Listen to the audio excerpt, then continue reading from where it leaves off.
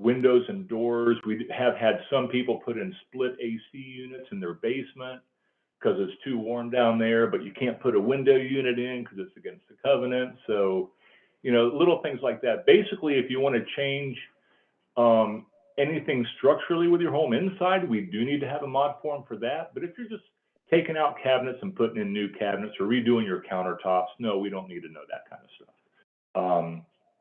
But you know, anything that would be like you need to move a wall to open up your kitchen or something, yeah, that has to be approved by the board because it can really affect the actual structure of your property. So it all has to be approved. And if you have any questions on whether your project needs a modification form, just email us.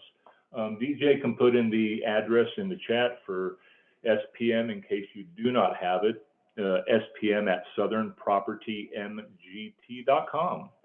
And we have one email here for everybody that works here, and we all see it. So if you're like trying to send something to me and I'm out doing inspections or something, then, you know, DJ will be able to answer it, or Kristen or whoever. So if you have any questions at all, don't hesitate to reach out to us.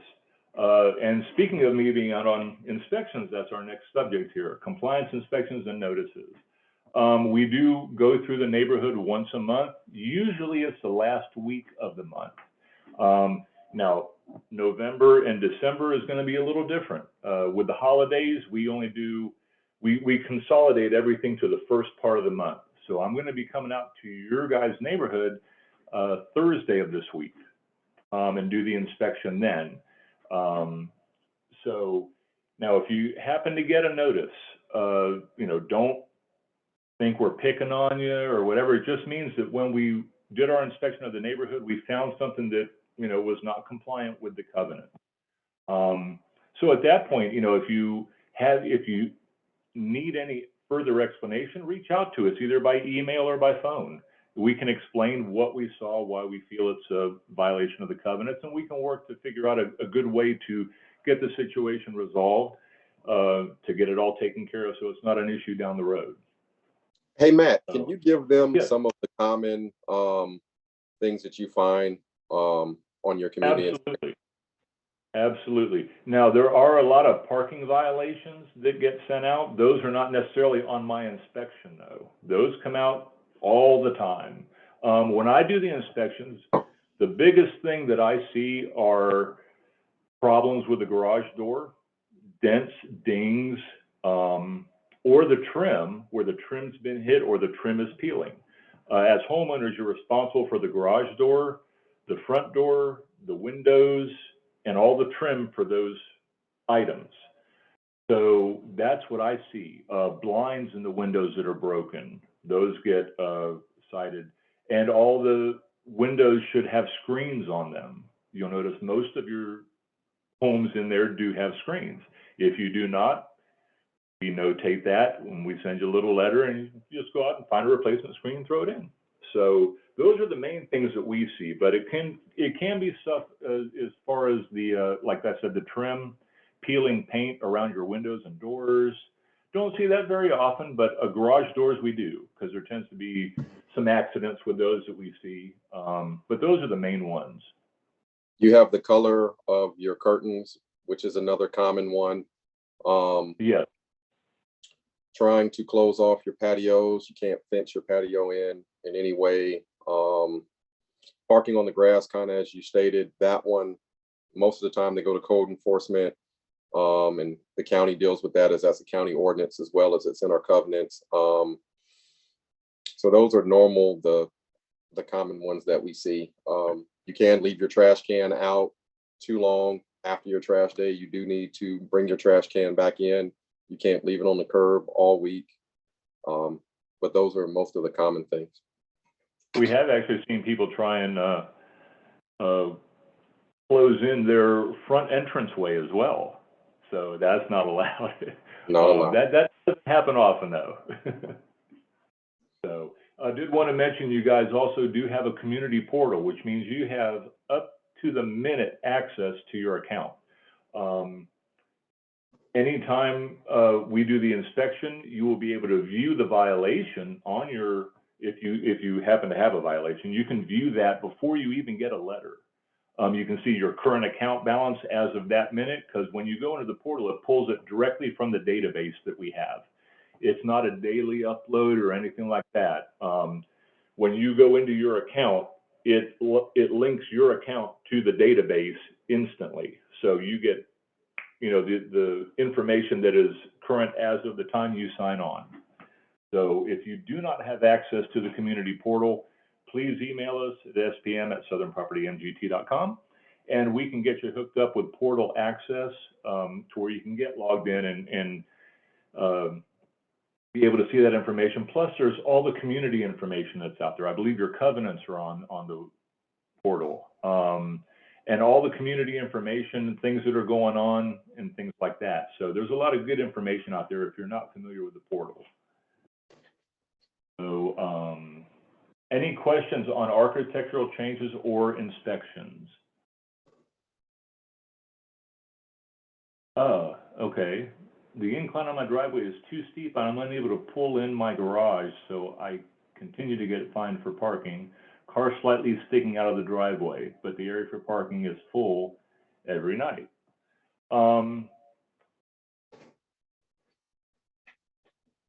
Well, yeah, if your car is sticking out in the street, it is subject to notification. The best thing I would suggest is try and find some of the, they have the little curb stuff that will, it's like a ramp that goes on the rollback curb, and it will elevate the front of your car before you actually get on the driveway. That may be something that could make a difference. You could try it out maybe with a couple of boards, 2x4s or 2x6s, just to see if it would work. Now, that's not a good permanent solution by any stretch. It does need to be professionally done.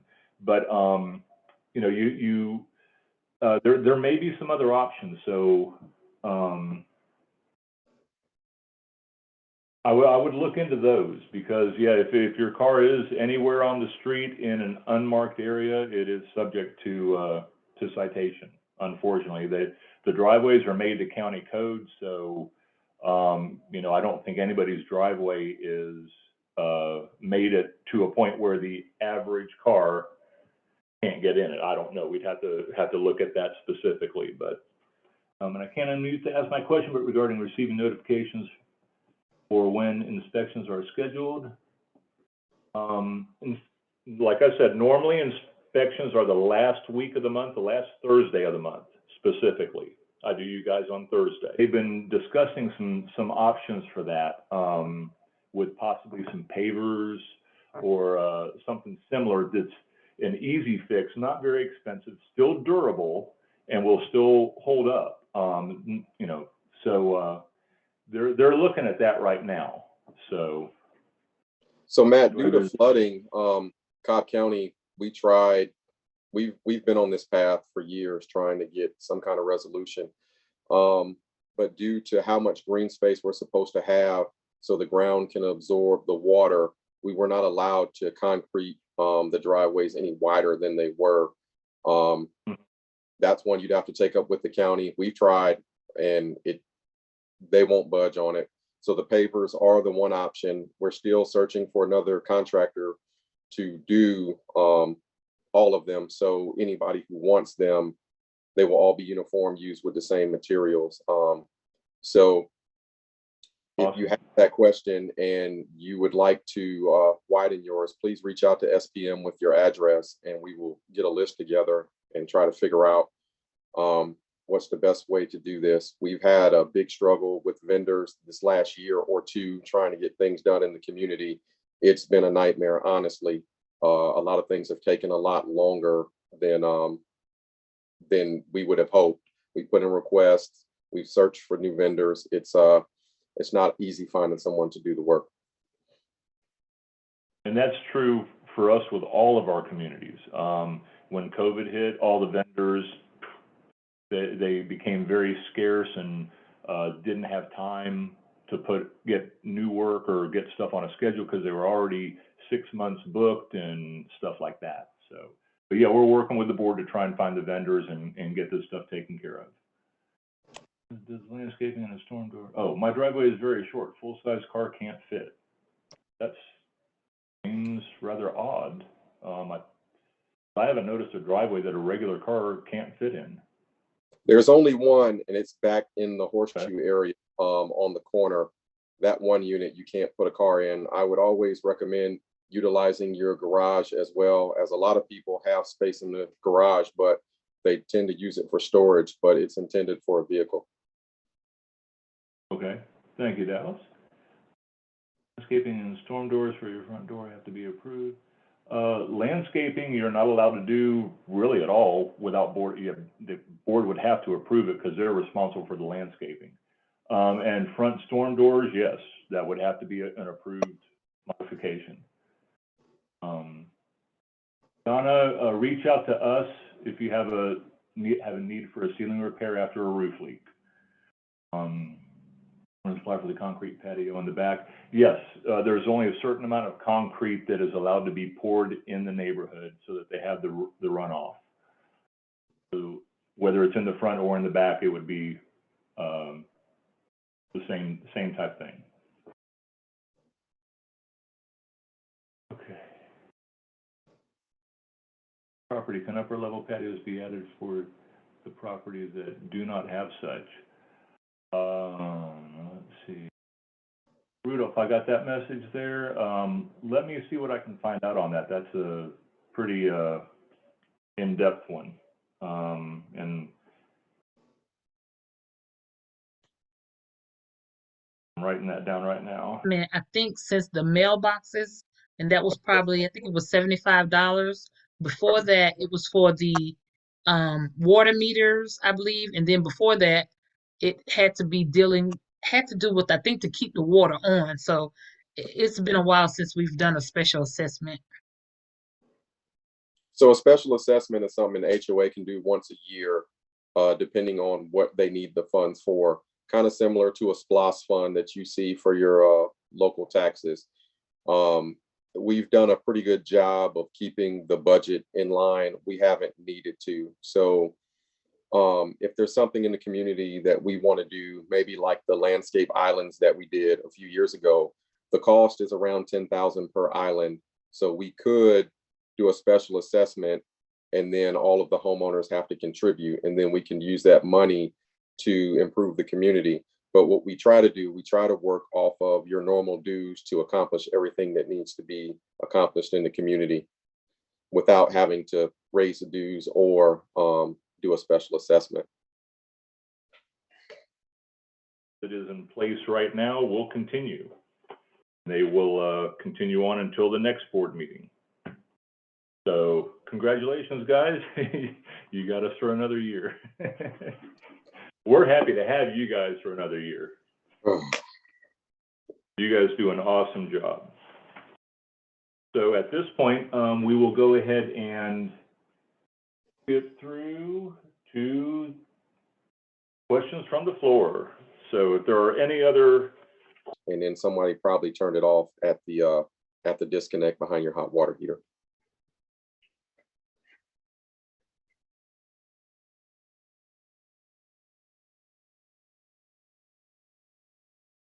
As far as pets, we have pet stations in the community. If you see or anything, so. No, There's thankfully. a question regarding the meeting once a year.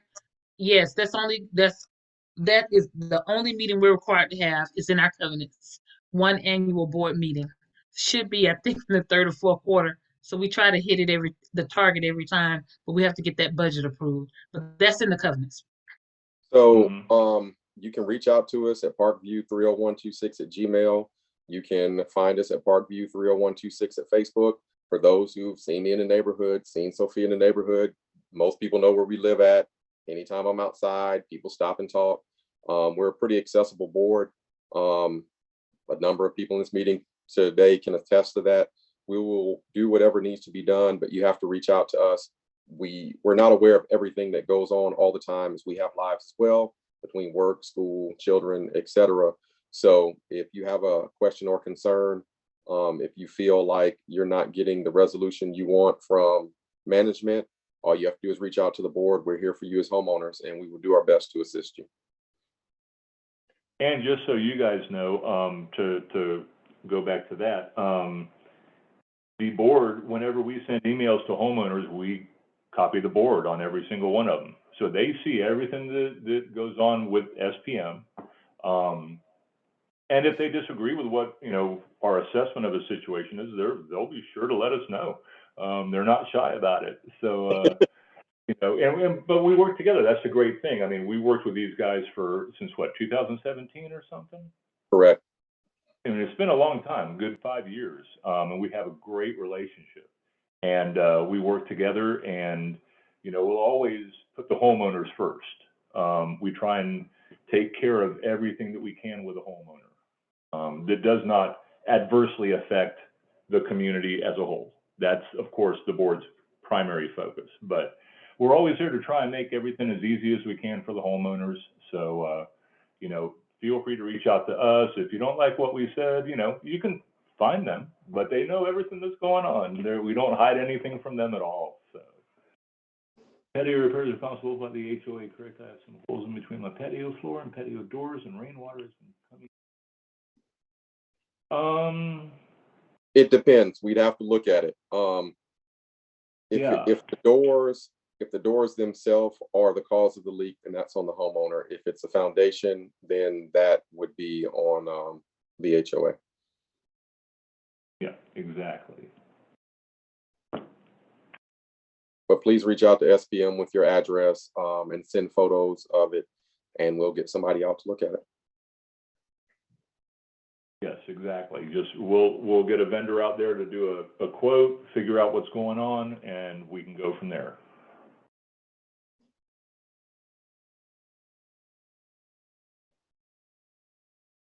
Any other? 30-something homeowners that logged into this meeting. It takes the community to help, as we're just a few people, and trying to police the whole community. It does take community involvement.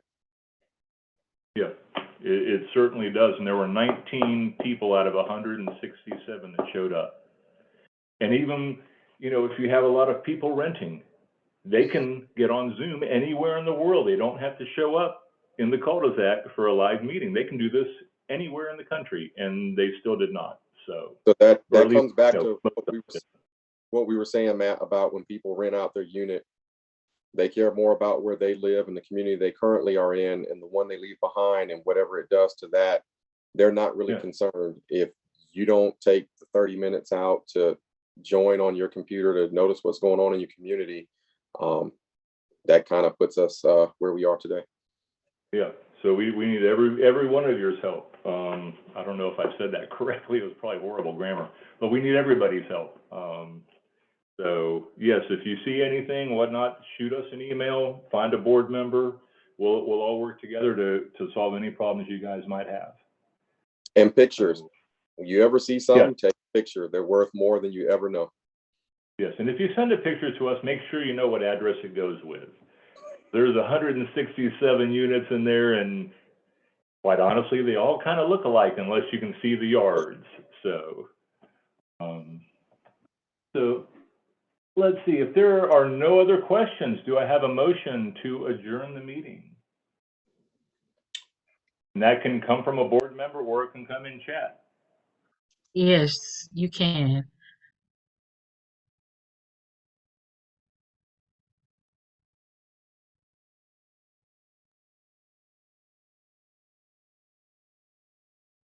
Motion to adjourn. Did I hear one? I didn't hear one come through.